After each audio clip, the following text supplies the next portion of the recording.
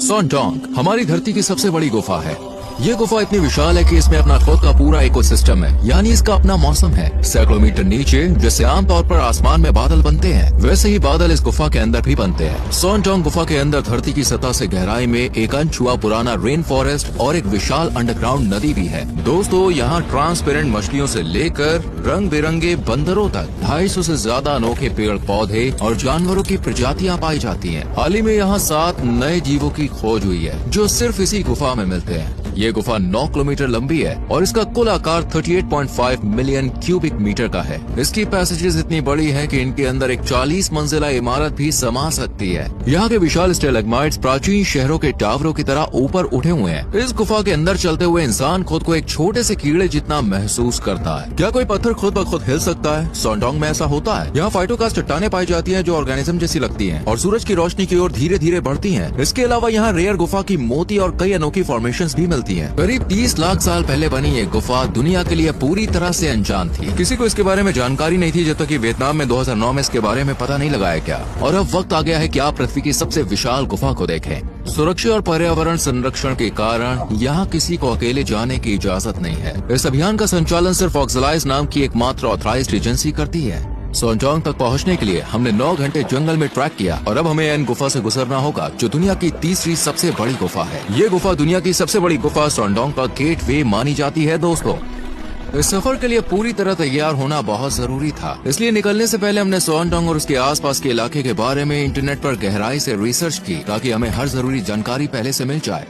अब हम गुफा के अंदर बने बीच की तरफ बढ़ रहे हैं। सदियों से पास की नदियों का पानी धीरे धीरे इस गुफा को काटता है और आकार देता रहा है। इस गुफा की छत 145 मीटर ऊंची है और इसकी चौड़ाई 200 मीटर है। बाहर के मौसम में एक खाली जगह पूरी तरह से देखिए पानी में डूब जाती है। हाँ, वाकई में सच में। वो जो ऊपर बास्केट अटकी हुई है, उससे अंदाजा लगा सकते हो कि पानी का लेवल कितना ऊंचा चला जाता होगा। हमारे सामने एक शानदार झील थी और उसमें छलांग लगाने से खुद को रोक पाना नामुमकिन था।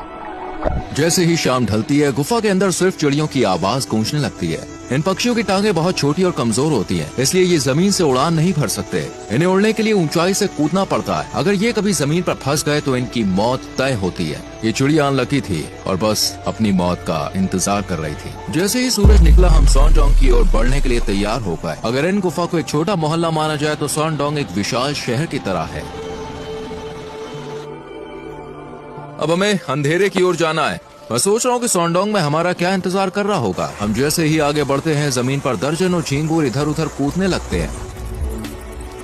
जमीन पर सैकड़ों सालों से चमगादड़ों की बीट की परतें जमी हुई हैं। ऊपर अनगिनत चमगादड़ गहरी नींद में लटके हुए हैं, लेकिन कुछ जाग चुके हैं और ये लगातार हम पर गंदगी गिरा रहे हैं, इसलिए ऊपर देखना अच्छा आइडिया नहीं है। देखो मेरे हाथ का हाथ। हम ऐसे चट्टानी रास्तों से गुजर रहे हैं जो ट्रेवर्टीन जैसी दिखती है। लाइमस्टोन से बनी सीढ़ियां हमें सॉन्डोंग की ओर जाने वाले रास्ते तक ले जाती हैं। वाह, यहाँ का नजारा कमाल है। दोनों तरफ से पानी नीचे गिरता हुआ दिख रहा है। इन गुफा ने हमें जंगल के बीच एक रात के लिए पनाह दी, लेकिन अब वक्त आ गया कि हम सॉन्डोंग से मिलें। ये मेरी ओर आने की कोशिश कर रहा है। तुम जानते हो, ये मेरी ओर बढ़ रहा है। इसे पता है कि किससे चिपकना है। ये बहुत बड़ी है। हम जिस जमीन पर चल रहे हैं उसके नीचे 450 मिलियन साल पुरानी लाइमस्टोन की परतें दबी हुई हैं, जो इंसानों या यहाँ तक कि डायनासोर के अस्तित्व में आने से भी पहले बनने लगी थी। ये लाइमस्टोन कैल्शियम से भरपूर है, जो लाखों साल पहले समुद्र तट में डूबे प्राचीन जीवों के खोल और कंकाल से बना है। वक्त के साथ ये धीरे धीरे दबते गए और चट्टानों में बदल गए, लेकिन कैल्शियम तेजाब में आसानी से घुल जाता है, इसलिए एसिड रेन धीरे धीरे इसे काटती रही और इसी से गुफाएं बनी।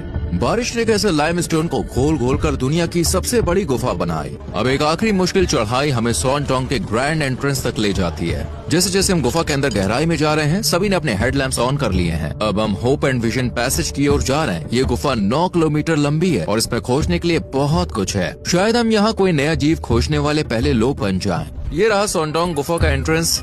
आप देख सकते हो लोग इसके सामने कितने छोटे लग रहे हैं। सिर्फ कुछ कदम अंदर आते ही हम हैरान करने वाले गुफा संरचनाओं से घिर गए हैं। मिनरल से भरपूर पानी छत और दीवारों से टपकता रहता है और धीरे धीरे समय के साथ एक खूबसूरत रिमस्टोन पूल्स बन जाते हैं। सबसे पहला जानवर जिसने हमारा यहाँ स्वागत किया वो एक झिंगुर है। हम बड़े बड़े पत्थरों के बीच से रास्ता बना रहे हैं। कुछ स्टेलेग्माइट्स बिल्कुल चमकते सफेद रंग के हैं, क्योंकि इनमें खास प्रकार के खनिज मिले हुए हैं। ये तो डायमंड जैसा लग रहा है। हाँ, वाकई सच में।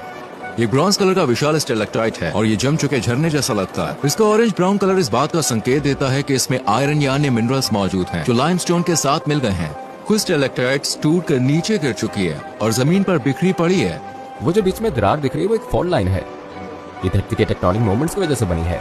सॉन्डोंग की साइज सिर्फ पानी के कटाव की वजह से नहीं बनी, बल्कि टेक्टोनिक मूवमेंट्स के कारण बने दरारों की वजह से भी बनी, जिससे पानी और गहराई में जा सके। इस गुफा के इस हिस्से में एक बहुत बड़ी नदी है। अगर यहाँ गिरे तो तैर नहीं सकते, पानी का बहाव बहुत तेज है। भारी बारिश से यहाँ बहुत सारी नदियाँ फंस जाती है और अब एक विशाल और तेज नदी इस गुफा के बीच से बह रही है। ये सब आखिर बना कैसे? हम तो गुफा के सैकड़ों मीटर अंदर हैं। यहाँ सूरज की रोशनी भी नहीं पहुँचती। भारी बाढ़ मिट्टी और पौधों के तनों को गुफा के अंदर ले आती है, इसलिए यहाँ एक अंकुरित बीज दिख रहा है। लेकिन बिना धूप के ये ज्यादा दिनों तक नहीं टिक पाएगा। बाढ़ के साथ स्पोर्स भी अंदर आ गए, इसलिए यहाँ मशरूम उग रहे हैं। यहाँ की नमी और अंधेरा इनके लिए परफेक्ट माहौल है। कल ही पानी यहाँ तक पहुँच गया था, इसके साथ बहुत सारा कीचड़ भी बहकर आया। ये तो अभी भी नया लग रहा है, जिससे पता चलता है कि यहाँ हाल ही में बाढ़ आई थी। अब हम होप एंड विजन पैसेज तक पहुंच गए हैं। ये गुफा का सबसे बड़ा हिस्सा है। मैं दुनिया के सबसे ऊंचे स्टेलेग्माइट के पास खड़ा हूं, जो 80 मीटर ऊंचा है। इसे इसकी ऊंचाई तक पहुंचने में करीब 8 लाख साल लगे, क्योंकि छत से गिरता पानी धीरे धीरे मिनरल्स को जमीन पर जमा करता गया और ये विशाल स्टेलेग्माइट बना।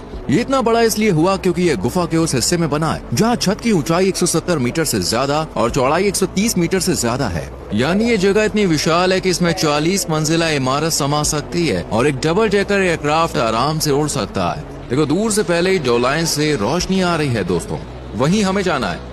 हमने जमीन पर बादलों जैसे सफेद धब्बे देखे। ये क्या है? मकड़ी का जाला। जब मकड़ी जाल में फंसे शिकार को महसूस करती है तो वो अचानक बाहर निकलती है, अपने शिकार को काटती है और वापस सुरंग में ले जाकर उसे खाती है। ये है सैंड टावर्स। जब ऊपर से पानी टपकता है तो कंकड़ के नीचे का हिस्सा बचा रहता है, जबकि आसपास की मिट्टी धीरे धीरे घिस जाती है। आखिर में ये छोटे छोटे टावर जैसे दिखते हैं, मानो एक मिनी शहर हो। अगर ध्यान से देखो तो उस चट्टान के ऊपर एक इंसान खड़ा दिख रहा है। हमारा एक साथी जो काफी दूर है, 60 मीटर ऊंची स्टेलेग्माइट पर खड़ा है। अब तक हमने गुफा में 3 किलोमीटर का सफर तय कर लिया है। यही हमारा कैंपिंग साइट है। सोचो, यहाँ सोना और ये नजारा देखना कितना अनोखा अनुभव होगा। यहाँ से पहली डोलाइन का कुछ हिस्सा दिख रहा है। ये गुफा का बाहर का रास्ता लग सकता है, लेकिन असल में ये 2 बड़ी डोलाइंस में से पहली है और यहाँ से आगे का सफर और भी रोमांचक होने वाला है। गुफा के अंदर और बाहर के टेम्परेचर में अंतर की वजह से यहाँ कोहरा और बादल बनते हैं। इन बादलों के आगे का इलाका वॉच आउट फॉर डायनासोर्स कहलाता है। हम कल इसे एक्सप्लोर करेंगे।